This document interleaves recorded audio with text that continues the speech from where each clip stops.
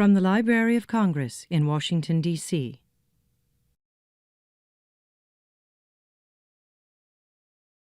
Next speaker is Jerry Spinelli.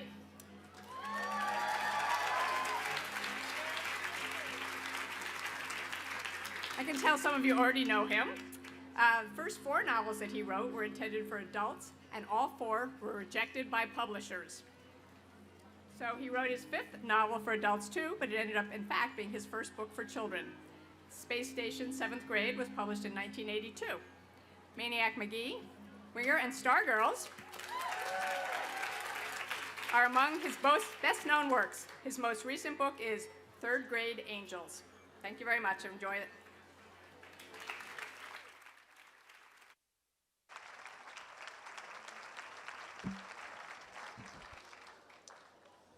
Thank you, and good afternoon.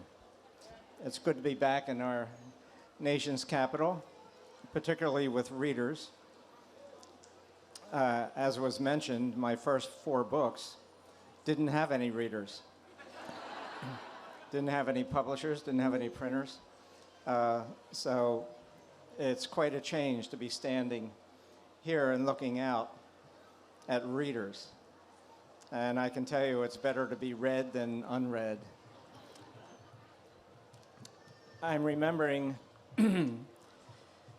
when I took a trip out through the West, and I was in Fargo, North Dakota, and I gave a little talk in the library, and we had questions, and a kid asked me a question. He said, "Did being a kid help you to become a writer?" And we didn't have 3 or 4 days to spare for the answer. So I said something kind of quick, but always remembered that question. And the question kind of became the hinge upon which my memoir turned when I finally sat down to write the story of my own life as a kid, which I called Knots in My Yo-Yo String. And, thank you. I guess some of you have seen me as a baby or as the king of the 9th grade prom. If you want to see what such a thing looks like, get that book. But I've been thinking about that kid's question ever since, and of course the one-word answer to it is yeah. That's right, kid. Being a kid helped me to become a writer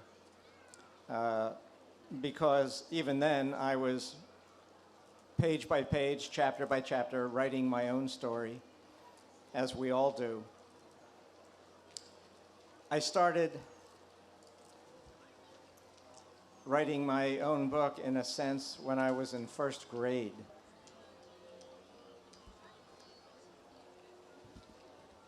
Any 1st graders here? One time or another, you were all in 1st grade, right? Do you remember 1st grade? Do you remember Judy Brooks? Judy Brooks was sitting next to me in 1st grade. The first day of 1st grade, Norristown, Pennsylvania, Hartranft Elementary School, and I'm sitting there, and I look across to my right, and sitting there is the most gorgeous creature I have ever seen in my life. Pigtails, 2 missing front teeth, and she was beautiful. And as soon as I saw her, I knew what I had to say. Do all you former 1st graders recall how quick you were in 1st grade? You didn't take a lot of time to make up your mind to do something. You had an impulse to do it and you just did it, right?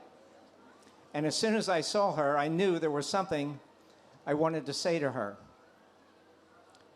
but I was kind of shy. Now, for us shy people, it's hard for us to get up into somebody's face and ask a momentous question. So something occurred to me about another way to do it. Anybody want to suggest another way to approach this problem if you're too shy to say something to somebody? Pull her hair? No, I didn't do that. Yes? Write it. Write it down, yeah. And that's what occurred to me. Until it occurred to me that I didn't know how to write. But that wasn't going to stop me. First grade or not, we were learning to write our name and learning the letters of the alphabet. That was about it, those first couple of days. I didn't stop there. I went home, and with the help of a kid's dictionary and my 26 letters of the alphabet, I taught myself to write something. In the meantime, I had found out her name. Her name was Judy Brooks. She lived at 718 George Street. If you care to make a pilgrimage, 718 George Street is still there in Norristown, Pennsylvania. I would walk past her porch home every day. So, me and my dictionary and my 26 letters, I practice and I practice, and I finally learn and perfect the words that I wanted to say. Come into school one day, sit down, get out a piece of paper, pencil, you know, the blue lined paper, and I write it out. Big block letters. Remember how quick you are. Will you marry me? I even had a question mark. I folded it in half in the interest of modesty, slipped it across the desk onto Judy Brooks's desk when the teacher wasn't watching. Mrs. Smith, the teacher. Judy gets it, opens it, looks at it. She can't read.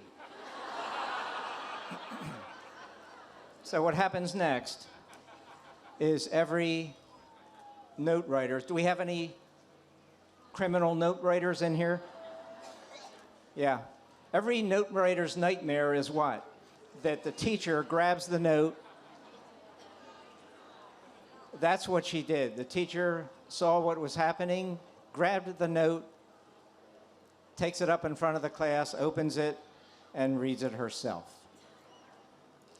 She reads it. She gives me a dirty look. She hands the note back to Judy Brooks. She whispers something in Judy's ear. It turns out she was telling her what the note said. Judy Brooks, as the teacher returns to the front of the class, turns to me and goes,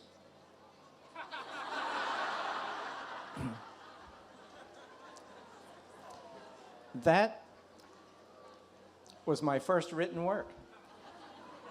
4 words. And my first rejection. Little did I know, the first of many.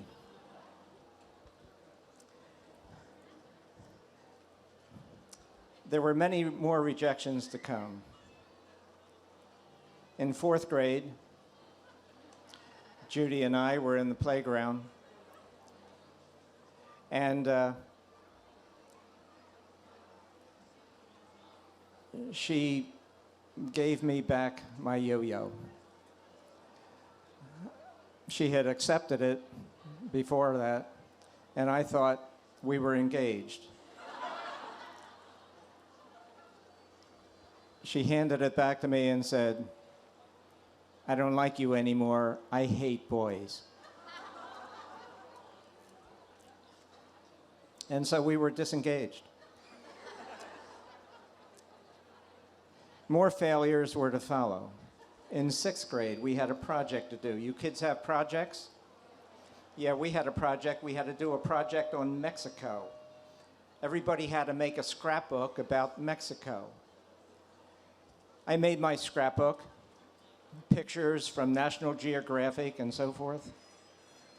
And then I did something that nobody else did. Apparently it didn't occur to anybody. I don't know why it occurred to me. I just did it. I wrote a poem about Mexico. Pasted it on the last page of my scrapbook, handed my scrapbook in. Next thing I know, my mother is called into school to appear before the teacher and the principal. It turns out that they didn't believe that I really wrote the poem. They thought I plagiarized. Well, my mother must have been a good salesman. She convinced them that I was in fact innocent, and I was declared so. But I still felt accused and abused. I felt like a criminal. And I didn't write another thing for another 5 years. High school, 11th grade, football game. We're playing the great Lower Merion High School. They had won 32 games over 3 straight years. We're one of the top 25 high school teams in the country, and we're playing them on our home field in Norristown, and it's a game on a Friday night, and we're winning 7-6. When one of their players gets loose and makes it all the way down to the 1-yard line before our team stops them. So there's a situation, 1st down and goal to go on the 1. In other words, they had 4 chances to make 36 inches. Impossible to stop. 1, 2, 3, 4 times they ran into the line. 4 times we stopped them. We won the game 7-6. Norristown went crazy, kicking cans, blaring horns, yelling, screaming. You heard them down here in Washington, D.C. Everybody else is going nuts. What did I do? I went home and wrote a poem about that goal line stand. Just wrote it out longhand on a piece of paper, handed it to my father the next day, kind of forgot about it. A couple days later, I opened the local newspaper, the Norristown Times-Herald, to the sports section, and there's my poem, featured in the middle of the sports page. What I didn't know was that my father had taken the poem down to the sports editor of the paper, and he must have liked it because he published it. And there it was. It was called Goal to Go, one stanza of which is 32 had come their way, and 32 had died. Would number 33 this day for 1 yard be denied? I went to school the next day, and everybody's patting me on the back. Way to go, man, way to go. Coaches, teachers, players, students. And I'm thinking, this is pretty cool. I think I'll be a writer. I guess I figured that those failures were over. Little did I know. So I started writing a book after I went to college. Wrote my first book, took about 3 years to do it. And I typed it up real nice, and I sent it off to a publisher. And that's where the funny thing happened. Instead of getting an A, which is what I was used to, I got an F. In other words, I got a rejection slip, and they sent me my manuscript back to me. Anybody here want to be a writer? Any of you kids? Yeah? If that happened to you and you sent your manuscript off to a publisher and they sent it back to you, they rejected you, what would you do? Yeah.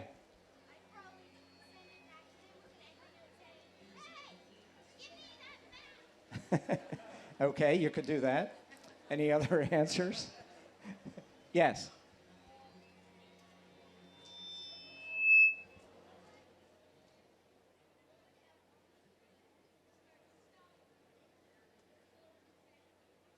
He would throw it in the trash can. Yes, speak up. Thank you. That's what I was hoping for. Send it to someone else. They're not the only publisher in the world, right? You send it to somebody else. You're not going to give up that easy. So that's what I did. I sent it to a second publisher, and they sent it back. I sent it to a third. They sent it back, and a fourth, and a fifth, and a 10th, and a 20th, and a 40th. I sent it to every publisher listed in Writer's Market. Nobody wanted it. Everyone sent it back. I wanted to be a writer, but nobody would take my book. What would you do now? Yeah. Write a different one. I've asked this question all over the country, and almost never do I get the right answer the first time. Way to go, kid. Yeah, the answers I usually get will be give up or become a plumber or whatever. But it doesn't seem to occur to many kids that, hey, you just write another one. And so that's what I did. I took the kids' advice. I wrote another one, sent it out all over the country. Nobody wanted it. Wrote a third one, sent it out all over. Nobody wanted it. Wrote a fourth, sent it out all over. Nobody wanted it. By now, a dozen years have gone by, and nobody wants to publish my book. I hate to sound like an old fogey, but in those days, publishing it yourself wasn't an option. Nowadays, you can say, well, nobody wants me, I'll publish it myself. And you anoint yourself a published author. In those days, somebody had to invite you to the prom. You couldn't invite yourself. So, 4 books and nobody wanted. And came the day when I wake up one morning and go down to the kitchen, and that's where my life turned a bit, in the sense that no longer did being a kid help me to become a writer, but having a kid helped me to become a writer.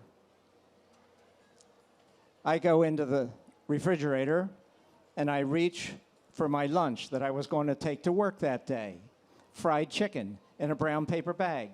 I take out the bag, I open it, I look inside, and there's something wrong. There's chicken bones in the bag, but no meat on them. Somebody has eaten all the meat off my chicken bones, put the bones back in the bag, and put the bag back in the refrigerator.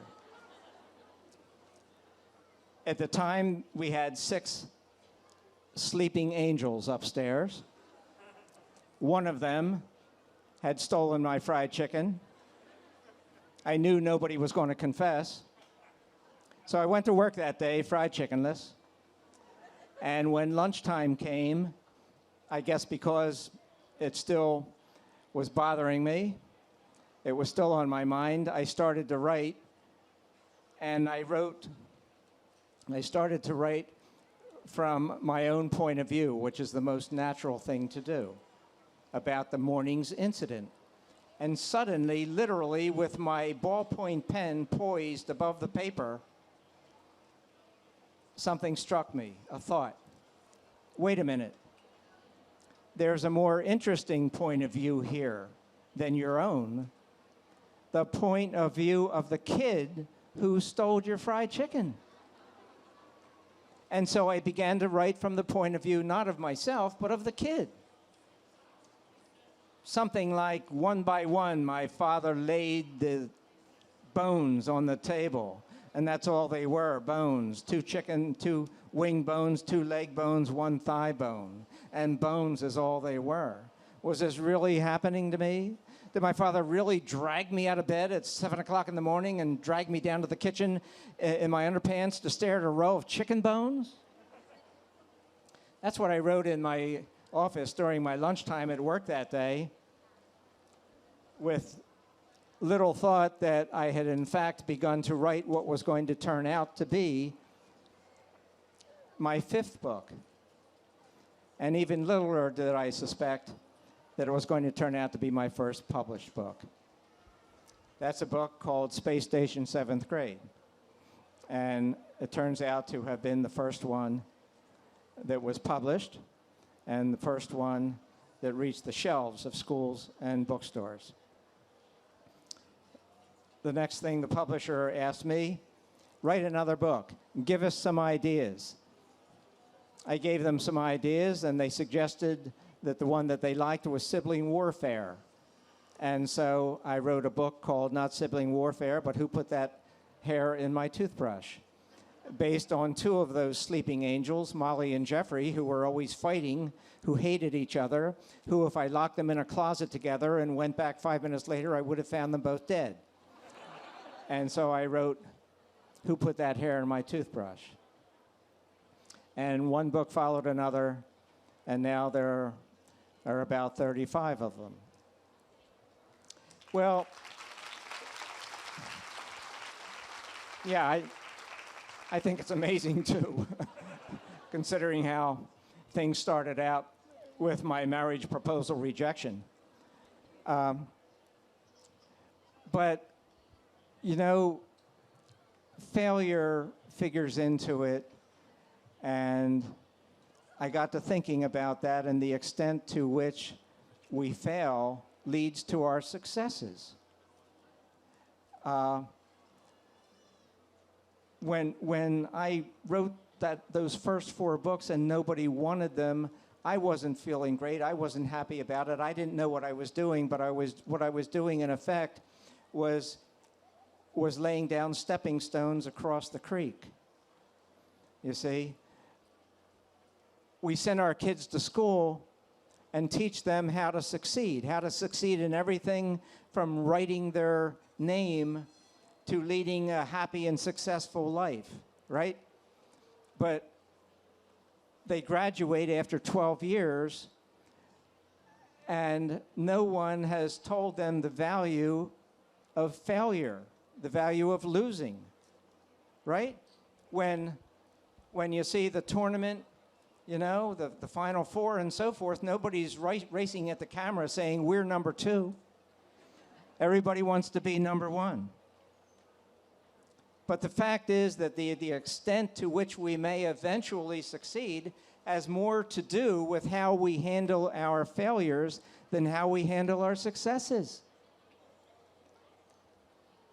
So if I were the curriculum director of a school, you couldn't graduate from my school until you take a course called Failure is My Friend, or Beginning Failure and Advanced Failure. So that when you graduate from my school and you get out in this real world outside this tent and you run into the inevitable failure, you're not going to run a race shrieking or fall into pieces because you've dealt with it before. You're going to take them out to lunch and say, let's talk, dude. And ideas like that led to a book that I wrote called Loser, in which I wrote about a kid who is called loser by his classmates because he's slow and he's clumsy and he's not a great speller and he doesn't get all A's and he's not cool. So he's called loser, but in fact, in the game of life, he's anything but a loser. And that's the point of the book.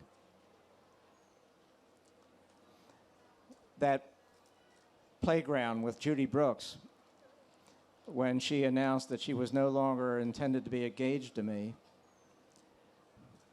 we would chant, 1st grade babies, 2nd grade cats, 3rd grade angels, 4th grade rats. Did anybody here ever say that at school? Thank you. Very few, though. I thought it was universal. I thought everybody said that.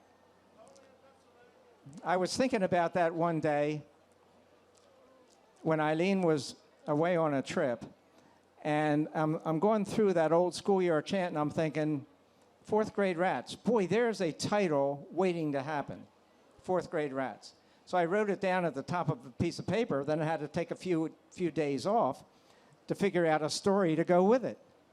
Once I did, I sat down and wrote it, and that became the book called Fourth Grade Rats, which I dedicated to Miss Coleman, my fourth grade teacher.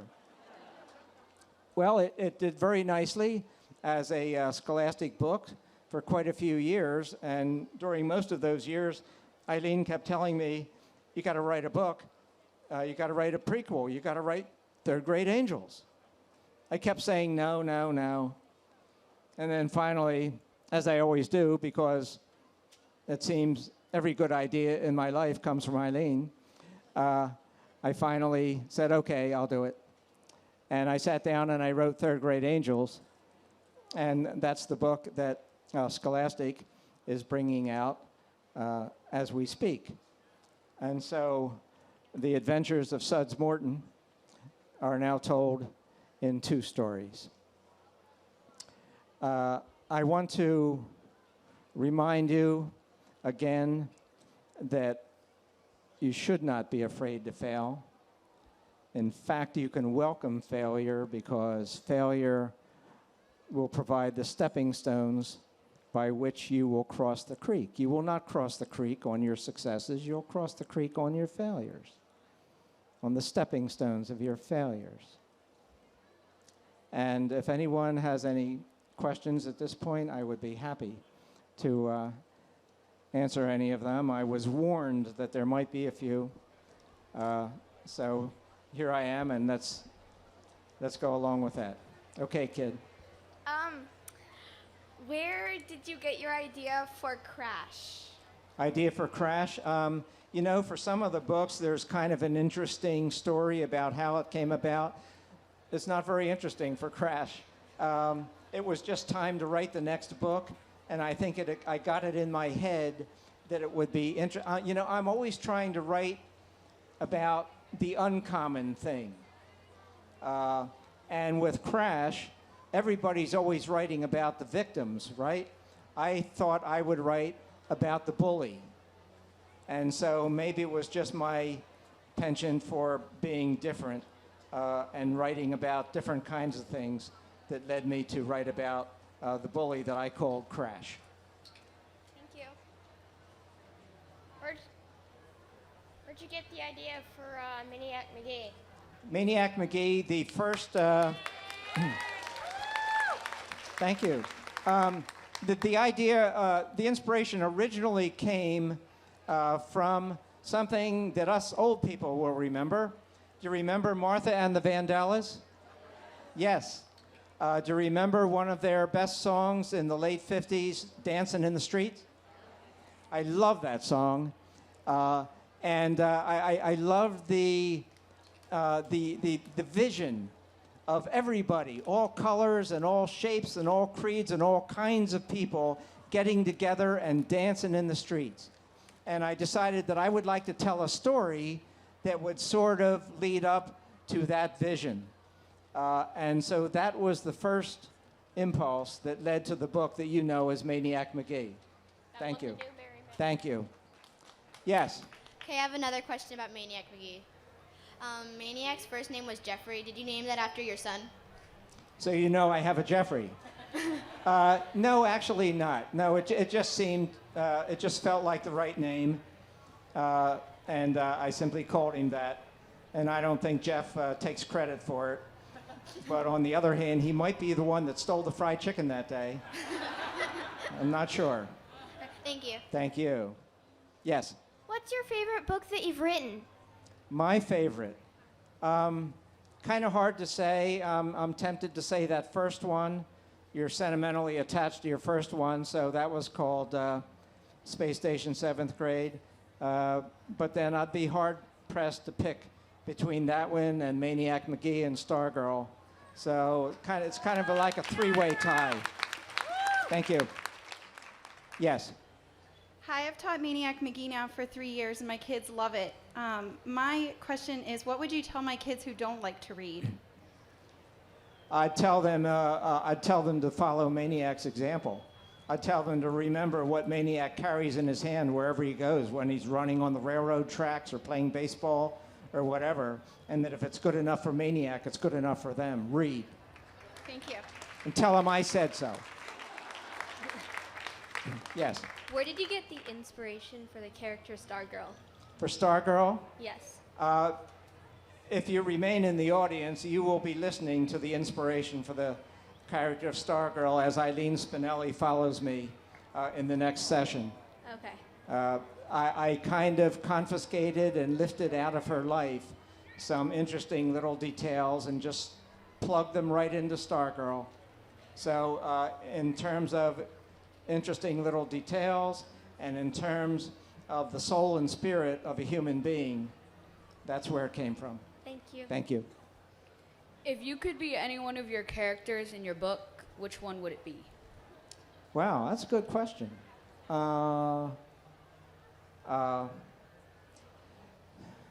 This is going to sound a little funny, but more often than not, my favorite characters in my books are the girls. I love their spirit. I love their spunk. I love the fact that they're not afraid to be different. So if I was another kid, I'd like to be either Stargirl or Maniac McGee, say. Yeah. Thank you. Thank you. Yeah. I've seen you a couple of times. I'm actually a neighbor, Chester County. We're Exton Elementary School. Sure, sure. So this time, instead of asking you a question, I actually want to just bear you with gifts of questions. Okay. So if you would accept this from a fourth grade class, we're actually reading fourth grade Rats right now. And I let the students know that I'd be seeing you today. So they have written you letters. Be happy to. Thank you. Thanks a lot. Yes. I wanted to know if you were gonna ever write second grade cats.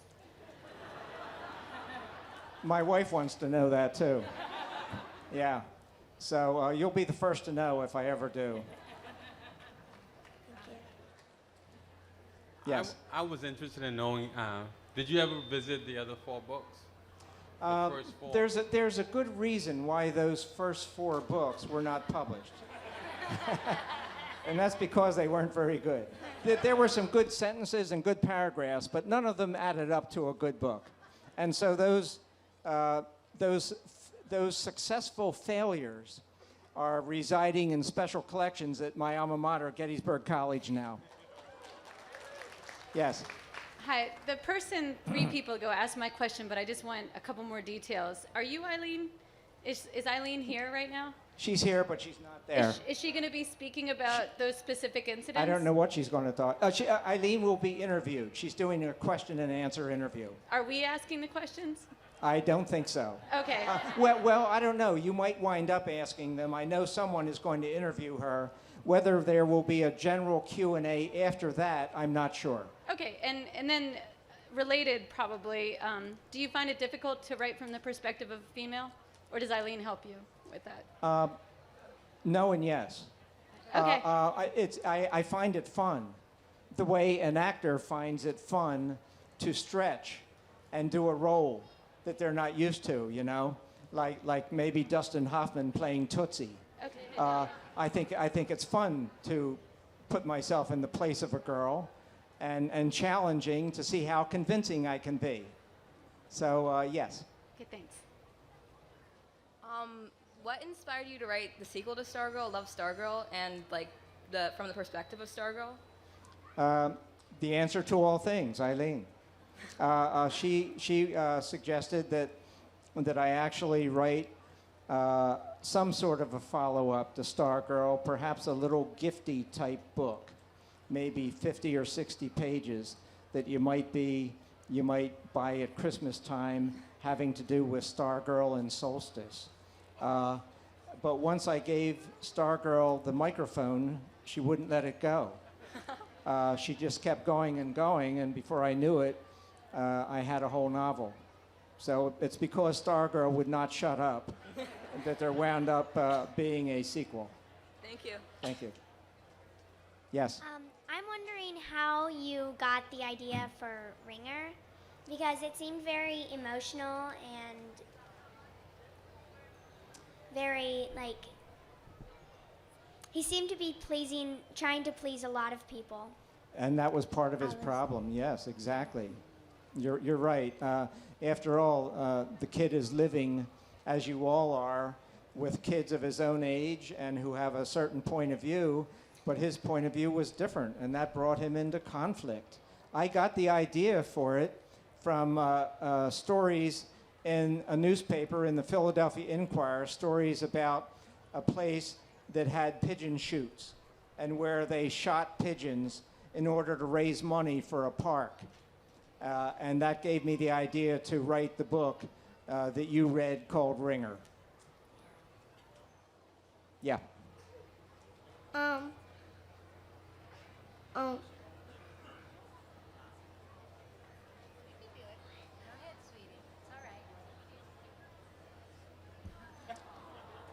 We're going back for a reminder. Yes. How many books have you written? Well, as I mentioned, about 35, I think, books are published. Now you add the 4 books that were not published, and you have about 39. Is that okay? Mm-hmm. Yeah. Did you write holes? And if you did, how did you get the idea of it? No, I didn't do that one. Louis Sacker's a friend of mine, but we split on that one, and he's the one that did holes. Although occasionally I'm given credit for it.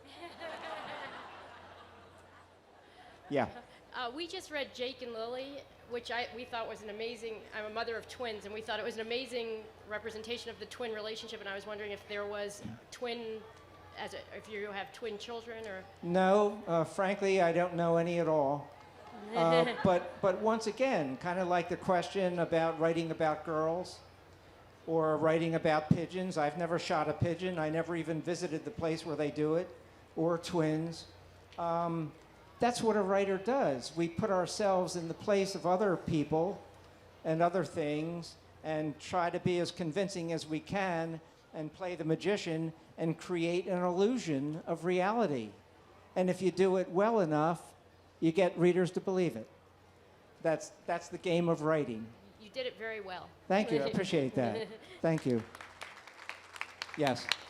Why did you write about, like, so many kids who are odd and stuff? You know, you noticed, huh? All right. Let me ask you. You got 100 people, right? Okay. 99 of them are running this way. One of them is running that way. Who would you rather read about?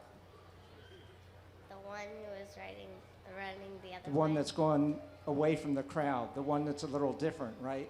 That's what I figure too. That's the simple answer to your question. Yes. So I teach 5th grade, and I read Maniac McGee as a read aloud to start off the year, and they absolutely love the book and get into it. But last year when I finished up the book, the kids were not satisfied with the ending because they wanted to hear more. They didn't like leaving it like it was. Do you ever plan to write a sequel to Maniac McGee? No, I don't. My publisher had been after me for some years to write a prequel, actually, to Maniac McGee to fill in the lost year as he runs across Pennsylvania. And finally, I think they gave up on me. From my point of view, the story comes full circle.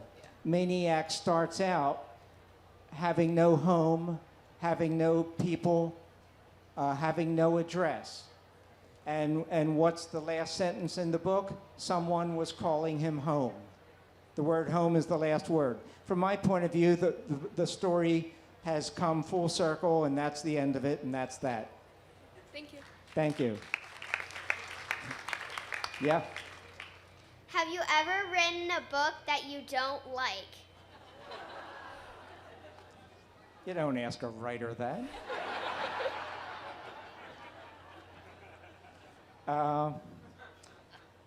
Actually, in a sense, it's not too much of a stretch to say every book I write I don't like. Because by the time I'm done spending about a year writing a book, and I'm so close to it, and I've been working so hard and so long on it, that I then read it over before sending it to the publisher, and often as not, I'm not very crazy about my own book. It's just a funny thing. And then if I go back and read it, maybe 2 or 3 or 10 years later, I see, gee, did I write that? That's not so bad. But it seems that right after I write my book, I don't like any of them. You figure it out. You figure it out, let me know.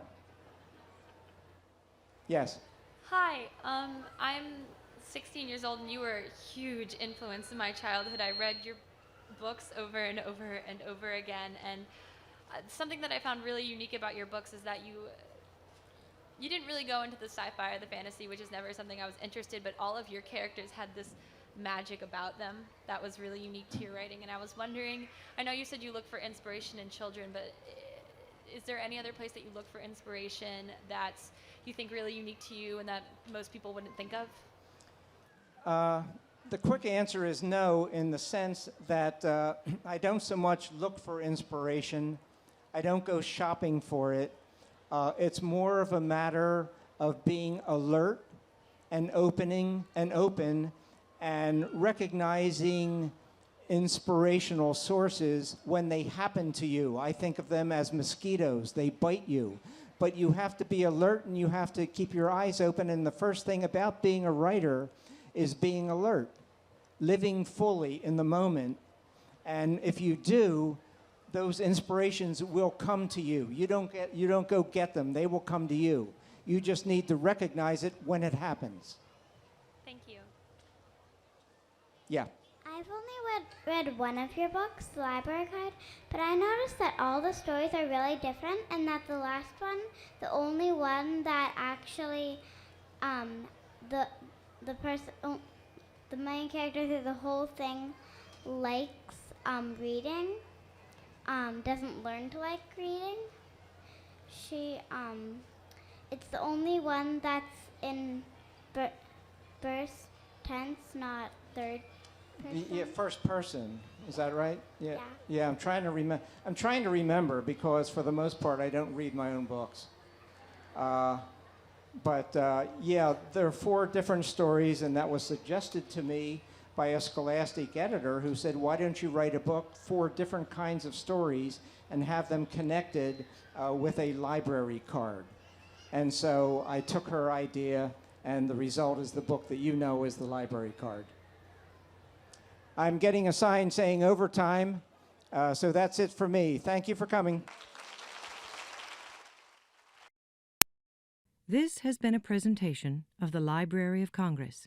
Visit us at loc.gov.